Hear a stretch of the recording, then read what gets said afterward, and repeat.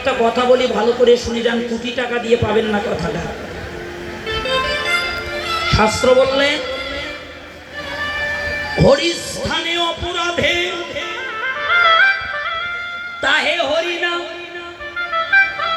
কিন্তু আমার বৈষ্ণবের নিকটের অপরাধের নাহি পরিত্রাণ। কথাটা বুঝেছেন? হরিস্থানে ভগবত ধামে যদি কেউ অপরাধ করে, নববিধা ভক্তির দ্বারায় ভগবানের সেবা পূজা করলে ভগবান ভক্তের ভক্তিতে সন্তুষ্ট হয়ে হয়তো কোনোদিন না কোনোদিন, কোনো জন্মে না কোনো জন্মে ক্ষমা করতে পারে। কিন্তু ভগবান বললেন কি, কোন জীব যদি কোনোদিন কোনোভাবে কোন জন্মে তিল পরিমাণ, তিল বোঝেন তো, একটা সরিষার দানা সমতুল্য যদি জীবনে কেউ কোনোদিন বৈষ্ণবের নিকটে অপরাধ করে বাবা, আরো জীবনে যদি বৈষ্ণব অপরাধ থাকে গো মা, শাস্ত্র বললেন কোটি কোটি জন্ম যদি বসে করো শ্রবণ কীর্তন, তথাপিও না পাই কৃষ্ণ পদে প্রেম ধন।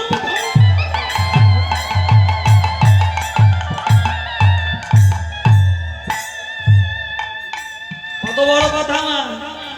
কারো জীবনে যদি তিল পরিমাণ বৈষ্ণব অপরাধ হয়, কৃষ্ণ কৃষ্ণ বলতে বলতে যদি কৃষ্ণের কোলে তার মৃত্যুও হয়, তবু সে কোনোদিনও কোনো জন্মে রাধা গোবিন্দের যুগল চরণ সেবার অধিকার লাভ করতে পারবে না। এখন প্রশ্ন জাগতে পারে, সেই বৈষ্ণব অপরাধ আমার কিভাবে হবে? বৈষ্ণবকে বিচার করবেন না। মহাপ্রভু বললেন যার মুখে দেখবে এক কৃষ্ণ না, সেই তো জানিবে জগতে বৈষ্ণব প্রধান।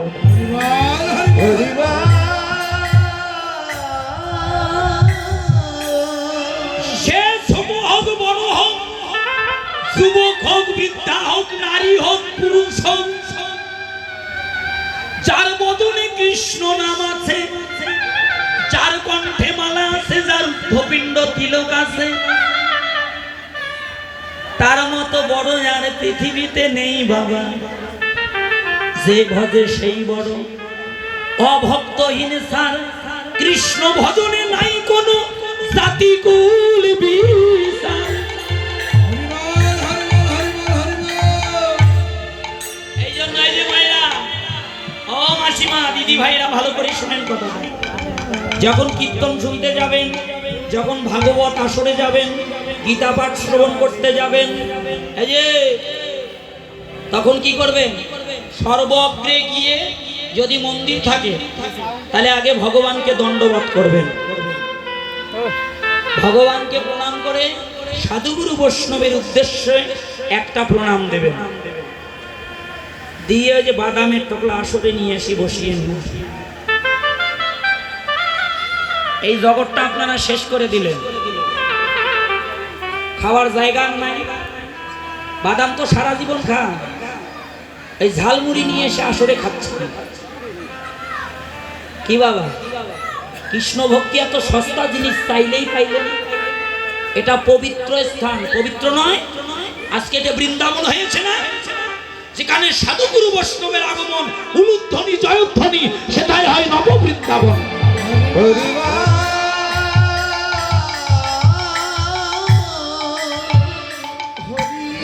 ও মায়েরা, এখানে আসবেন, এসে কৃষ্ণ কথা হরি কথা শ্রবণ করবেন, এক চিত্তে এক মনে।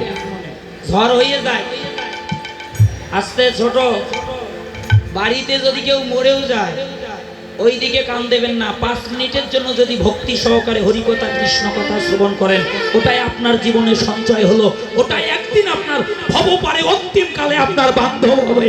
নিতাই গৌর হরি বল।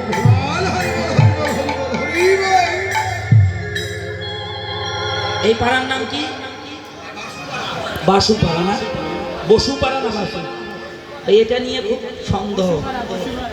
বসুপাড়া, আমার মনটা চলে আসছে এইদিকে কালকে, কিন্তু যাইতে ধরছিলাম ওই যে তাহেরপুরের দিকে, বুঝলেন? ওইদিকে আছে কি বাসুপাড়া, আর এটা ওই একটু ওলট পালট হয়ে গেছে। হ্যাঁ, আকারটা বেশি হয়ে গেছে। এই যে মায়েরা শুনি, এই জন্য আপনাদের নিকটে বলছি, যেখানে বৈষ্ণবে দেখিবে, কবিরা বলেছে না, যেখানে দেখিবে ছাই পুরাইয়া দেখো তাই, পাইলে পাইতে পারো অমূল্য রতন। তো আজকে এটা রতন খোঁজার জায়গা। এই যে মায়েরা, কোন রতন? ওই ধন সম্পদ, টাকা পয়সা, সোনা বানা এখানে কুড়ানোর জায়গা নয়। এটা তো ক্ষণিকের, আজকে পাইলেন, যেদিন থাকবেন না অন্য কারো হবে। এখানে এমন এক রতন আছে বাবা, এই সাধুগুরু বৈষ্ণবের বাজারে কি পাওয়া যায় শুনে যান। এই স্থানটা সামান্য স্থান নয়। নারদ সংবাদের ৫ম স্কন্ধ পেজ নাম্বার ৭১২ স্পষ্ট টিকা দিলেন নারদ মুনি। ভগবানকে প্রশ্ন করলেন, ভগবান তোমার উত্তম স্থান কোথায়? তুমি কোথায় থাকতে ভালোবাসো? তদুত্তরে ভগবান বললেন, নাহং তিষ্ঠামি বৈকুণ্ঠে যোগিনঃ হৃদয়ে নচ মদ ভক্ত যত্র গায়ন্তি তত্র তিষ্ঠামি। হে নারদ, হে নারদ, আমি বৈকুণ্ঠে থাকি না, স্বর্গে থাকি না, যোগীদের হৃদয়েও থাকি না। নারদ বলছে, কেন? যোগীরা তো তোমায় ভালোবাসে। তদুত্তরে ভগবান বললেন, হে নারদ, যোগীরা যুগ যুগ জনম ধরে তাদের হৃদয় বন্ধনে আমাকে আগলে রাখতে চায়, তাই আমি যোগীদের হৃদয়ে থাকি না। থাকি কোথায়? মদ ভক্ত। মদ শব্দের অর্থ একাকার বাবা, যেখানে বিচার না, কে ছোট কে বড়, কে নারী কে পুরুষ, কে ব্রাহ্মণ কে ক্ষত্রিয়, কে চাণ্ডাল কে মুচি, সবাই যেখানে সমাবেত হয়ে আমার গুণ কীর্তন করে, আমি যে বেশেই হোক, যে রূপেই হোক, আমি ভগবান শ্রীমতী রাধা সহিত সেখানে বিরাজ করে আমি নিজেই ভক্ত সঙ্গ করি। বলা তো যায় না বাবা, এই আসরে কয়জন বৈষ্ণব আছে গো মা? বৈষ্ণবের যদি কৃপা কোনোদিন কারো ভাবে জীবনে কোনোভাবে হয়ে যায়, বৈষ্ণবের আবেদনে কৃষ্ণ দয়াময় এহেন পামর প্রতি হবে সদয়।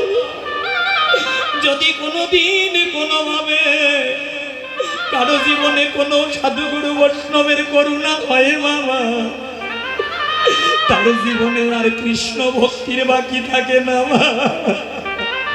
একদিন নাই একদিন, এক জন্মে নাই এক জন্মে তার কৃষ্ণ প্রাপ্তি হবে হবে বাবা। তাই বলা তো যায় না, এখানে কয়জন বৈষ্ণব আছে গো? এসো এসো, মান অভিমানে ভুলে গিয়ে সবাই বৈষ্ণব চরণ ধুলি।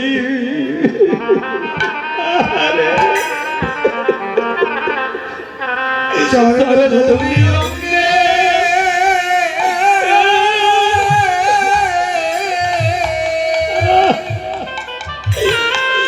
সবাই অঙ্গে মাখি, অঙ্গে মাখি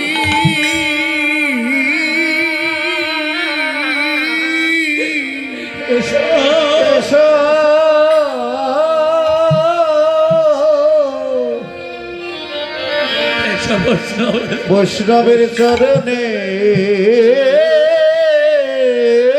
ধুলি,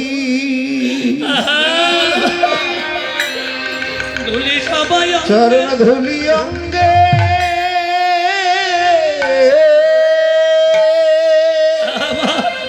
সবাই মাখো, অঙ্গে মাখি, এসো অঙ্গে মাখি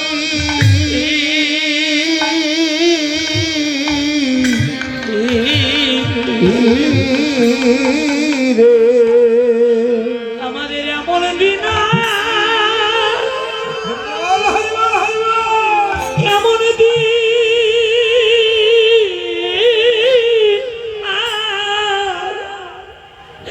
আর জীবনে হবে হবে কিনা রে সবাই মাখো মাখো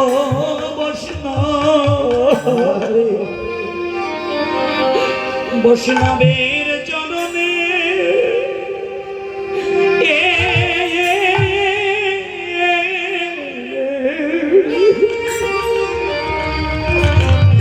চরণের ধুলি মাখো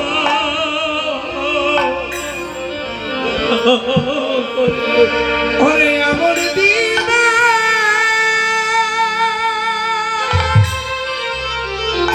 এমন দিন এমন দিন আর জীবনে হবে জীবনে হবে হবে কিনা রে হবে কিনা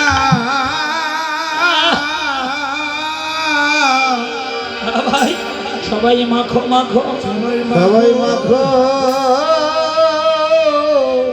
মাখো ভক্তে ভক্তের চরণে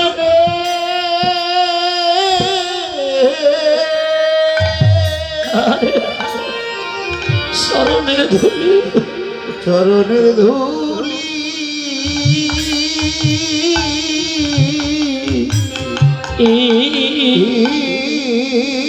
রে এমন সাদের মানব জনমার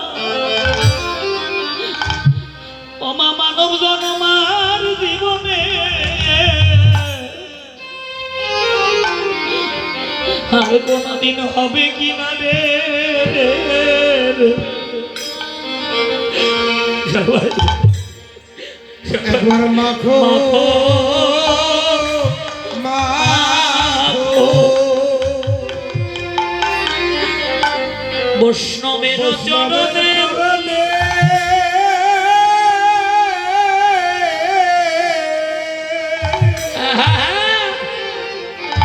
চরণের ধুলি চরণের ধুলি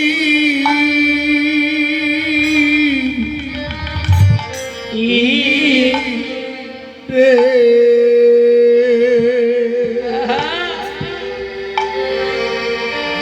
জীবনে এমন জীবনে এমন দিন হৃদয় গৌর হরিব হরি এমন দিন বেশ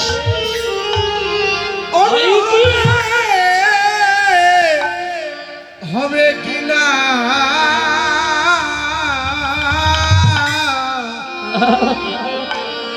সবাই মাখো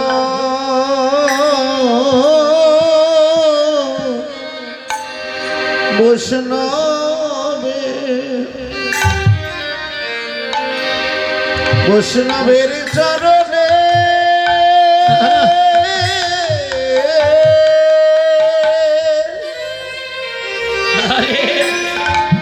চরণের ধুলি চরণের ধুলি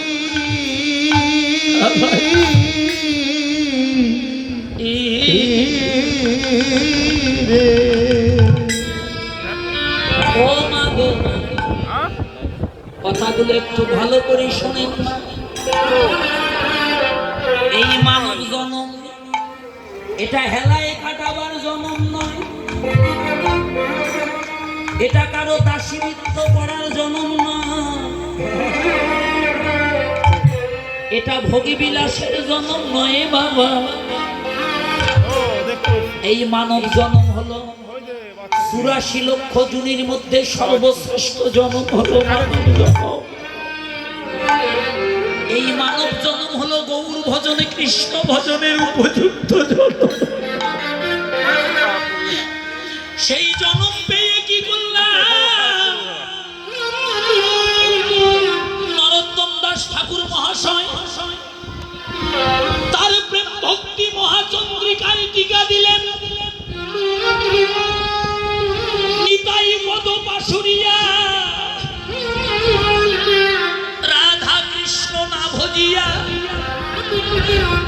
অসত্যরে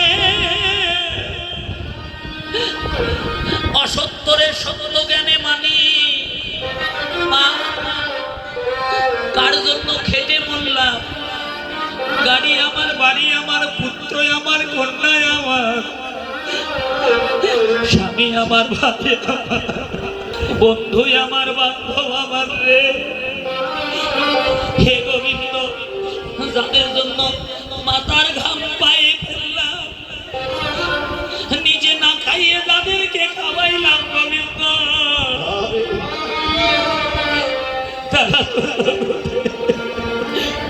তারা তো জগতে কেউ আমার হলো না রে। 2 দিনের কেবল মায়ার বাঁধন মা। ভগবান গীতায় স্পষ্ট ভাষায় অর্জুনকে বুঝাইয়ে দিলেন, অর্জুন সর্বধর্মান পরিত্যাজ্যং মামেকাং শরণাং ব্রজ অহং তাং সর্বপাপভ্যো মুখ্যৈষামিমা শুচ। হে অর্জুন, তুমি আমার হও, ওই জগতে যারাই আমার হয়, আমি ভগবানের কপাল জনমের মতো তার হয়ে যাই রে। ভক্তই আমার মাতা পিতা, ভক্তই আমার গুরু, ভক্তই আমার নামে রেখেছে বাঞ্ছা কল্পতরু। ভক্তের হাতে আছে প্রেমের ডুরি, ভক্তই আমায় যেদিকে ঘুরায় আমি সেই দিকে ঘুরি। ভক্ত দিলে খাই, না দিলে উপবাস থাকি। ভক্তের খুদগুড়া মুই ভগবান কারিয়া খাও। আর অভক্তের ধনের দিকে জীবনে কোনোদিনও ফিরিয়া না যাও।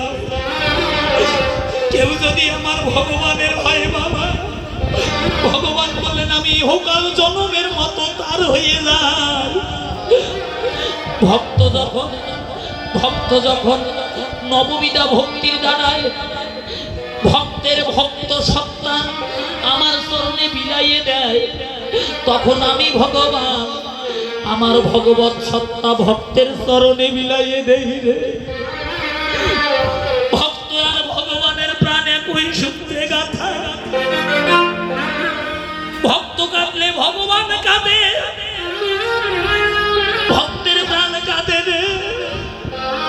ও মা, কথাটা ভালো করে শুনেন মা। সেই ভগবান কে আমরা ভুলে গেছি সবাই। কৃষ্ণ ভুলি যে জীব অনাদির বহির্মুখ, অতএব এই সংসার তাকে দেয় মায়া দুঃখ। বুকে হাত দিয়ে বলতে পারবেন মামা যে আমরা কেউ সুখে আছি না? আমরা কেউ সুখে নাই। দুঃখ কষ্ট জরা ব্যাধি রোগ শোক তাপে এই জীবন গড়া বাবা। সুখ কোথায় জানেন গো মা? সুখ ভোগে নাই বাবা, সুখ আছে ত্যাগে বাবা। তাই যদি না হবে, সুখ যদি ওই ঐশ্বর্য দিয়ে পাওয়া যেত, জান গিয়ে দেখে আসেন মা। এখান থেকে বেশি দূর নয়, এই রাজশাহী বিভাগে গোদাগাড়ি থানায় এখনো তার পিতৃ সম্পদ 700 বিঘা। ওই বংশের বড় বংশ যদি বসে খাইতো, ওই ধন ঘুরাইতে পারতো না বাবা। ওই নয়নের জল কালি করে প্রেম ভক্তি চন্দ্রিকায় ঠিকা দিলেন। আর কবে নিতাই সাদ করুণা করিবে? এই সংসার বাসনা মোর কবে তুচ্ছ হবে? বিষয় ছাড়িয়া কবে আমার শুদ্ধ হবে মন? কবে হবে সেই মধুর বৃন্দাবন? রূপ রঘুনাথ পদে এই মরয়া কটি, কবে হেরিব আমি সেই ব্রজের যুগল মূরতি? রূপ রঘুনাথ পদে রঘু মরয়া প্রার্থনা করি সেদিন নরোত্তমদা। বলো বলো কবে ব্রজের ধুলায় যাব?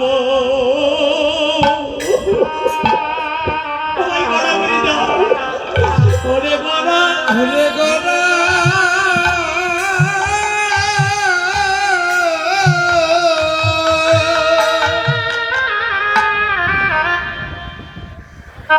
ওরে গড়া গড়ি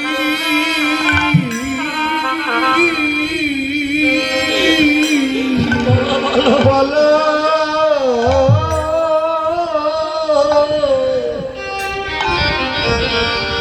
কবে বড় ধরে ধোলা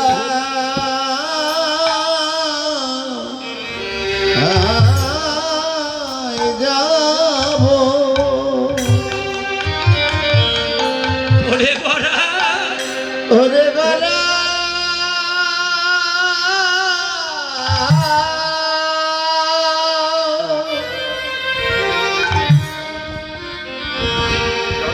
গলা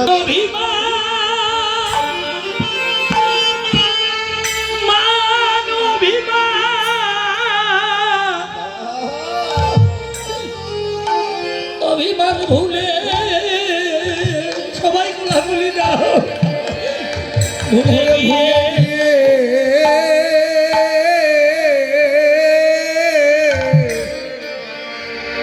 কবে ব্রজের ধুলা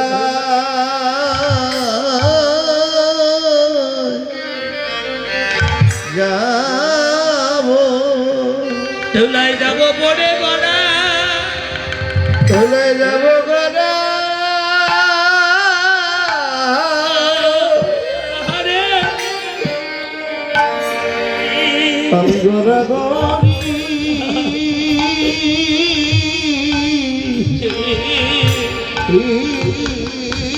রে ওরে অভিমানের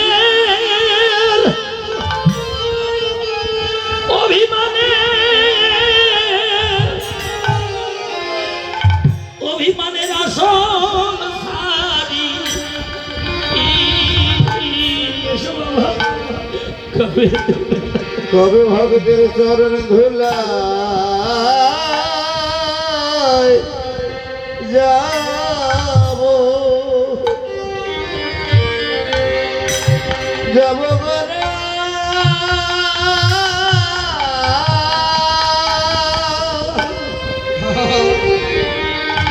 গড়া গড়ি আমরা গড়া গরি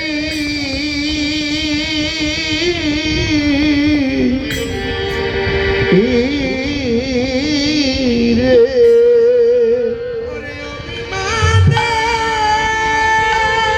নিতাই গৌর হরিবল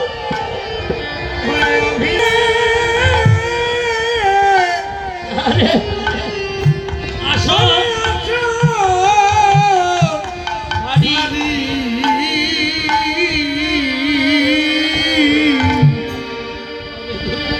কবে ধুলা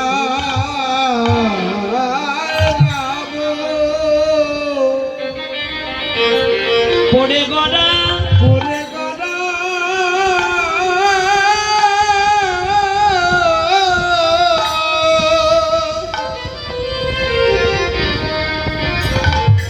ওরে গড়া গড়ি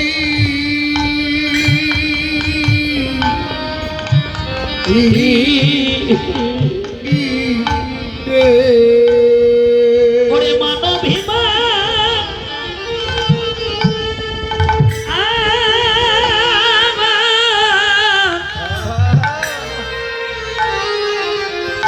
তেজ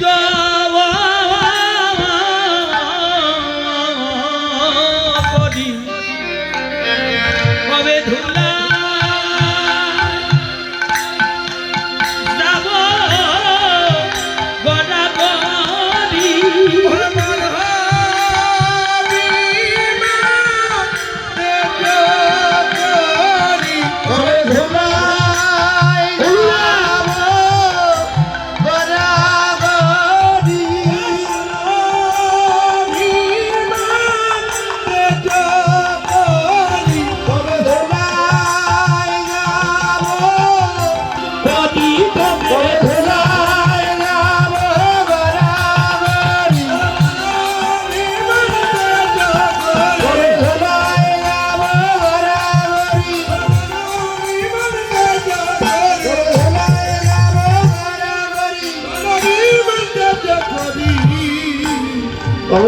চরণ ধুলাই যাব আমি গরা আগরি রে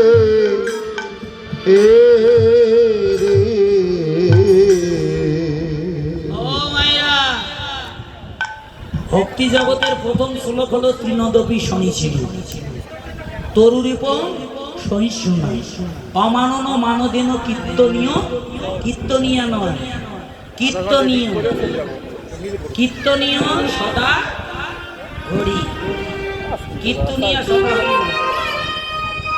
এগুলো হলো বিষের ভাণ্ড, এগুলো হলো পাপের ভাণ্ড। আরে বাবা অপরাধ নেবেন না, একটা কথা বলি, সত্য কথা ভালো করে শোনা যাবে। আপনাদের উদ্ধার হবে, আমাদের উদ্ধার নাই। তাই আসতে আমাদের জন্য নরকের দ্বার খোলা, ওই নরকেও জায়গা হবে কিনা সন্দেহ আছে। মা কথাটা একটু ভালো করে শোনে। দাদা আসতে কথা বলে। মহাপ্রভু বললে বিজাতির সঙ্গ কবু না করি। কি বড় কথা দেখে, বিজাতির সঙ্গ কবু না করিবে, দেখা হলে দূর থেকে নমস্কার করি। বিজাতি কারা? যার তিলক নাই, যার মালা নাই, যার সাধু সেবা নাই, যার গুরু সেবা নাই, যার জীবনে সাধু সঙ্গ নাই, সে হলো বিজাতি। কিসেরা তো গৌরব করছে। বড় যদি হতে চান ছোট হন, ভগবানের চরণে মাথাটা নত করতে চান না। বংশের গৌরব, রূপের গৌরব, মানের গৌরব, ধনের গৌরব। এই বাবা যেদিন চিতার আগুনে তুলে দেবেন, ওই রূপ যৌবন মান প্রতিষ্ঠা আপনার সব পুড়ে আগুনে ছাই হয়ে যাবে। হবে না মা? টুকটুকির মা আস্তে কথা বলেন মা, শোনেন। এই জন্য সাধু সঙ্গ করবেন, ভক্ত সঙ্গ বেশি বেশি করবেন, কিন্তু সব কাজের সময় হয়, সাধু সঙ্গের সময়। কি বসুপাড়া না? বসুপাড়ায় কীর্তন হচ্ছে, চৌদ্দটি কীর্তন শুনতে যাই। কয় দাদা কালকের দিন পর ছেলের পরীক্ষা, 2000 টাকার দরকার, আজকে জমিনে সাথ দিতে হবে। হ্যাঁ, মাসিমারা কয় কীর্তন শুনবার যাবো না, বিয়েই আসবে, জামাই আসবে বাড়ি। শুনে যান, যে সংসারকে আঁকড়ে ধরে আছেন, ওই সংসার একদিন আপনার জীবনে মৃত্যুর কাল হবে। নিতাই গৌর।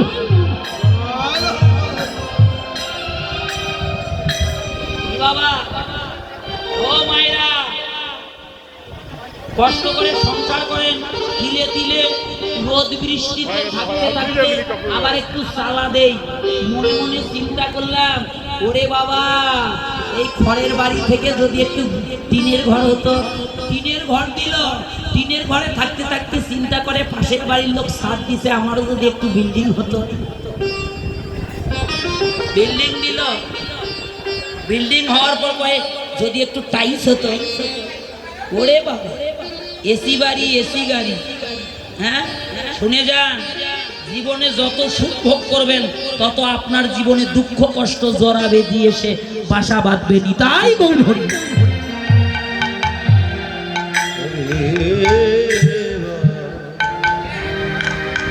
বাবাজিরা যে কথাটা ভালো করে শোনেন, কোটি কোটি টাকার মালিক দেখবেন একটা কিডনি ফেল না, স্টক করে ঋণ পড়ে আসে।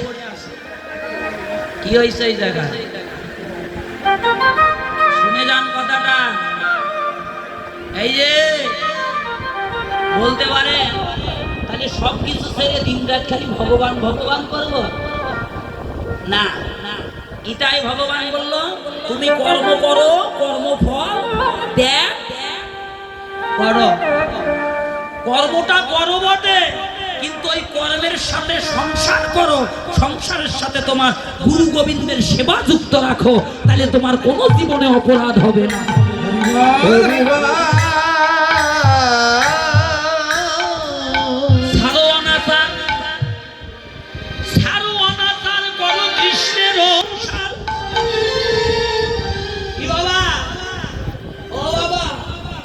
সংসার করবো বটে, কিন্তু সংসারটা কথাটা একটু ভালো করে শোনেন।